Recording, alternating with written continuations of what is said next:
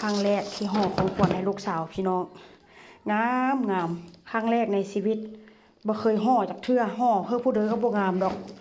เพราะว่าค่อยบ่แม่นสไตล์นี้ค่อยเป็นคนที่แบบว่าห่อของขวัญนี่บ่งามจักหน่อยครั้งแรกในชีวิตพี่น้องเอ้ยห่องามแท้งามว่ะครั้งแรกในชีวิตงามขนาดใดบ่เคยห่องามปานนี้ว่าซั่นซะอันนี้ของแม่กับของพ่อเอาให้อันนี้นะของแม่กับของพ่อเอาให้อันนี้เป็นของลุงซื้อให้อันนี้นะอันนี้บ้อนอันที่ว่าข้าเจ้าข่ายฮันข้าเจ้าห่อให้กับบ่ได้งามปานใดเนาะแต่ว่ากะที่ว่าหันแหละเบิ่งข้างหน้าก็จะมีสีสันลูลาจักหน่อยแต่ว่าเพิ่นก็ให้ด้วยใจเด้ออันนี้ของลุงก็จิไปนำลุงที่ไปหาลูกสาวนำมื้อนี้ก็ได้นะพี่น้องลุงก็จิไปนำแต่ว่าของแม่นี้ห่อแล้วกระสมนะบ่เคยห่อให้ผู้ใดงามขนาดนี้พี่น้องเลยอันนี้ของขวัญจากแม่จากพ่ออันนี้นะเดี๋ยวจะลงคลิปให้เบิ่งว่ามียังแด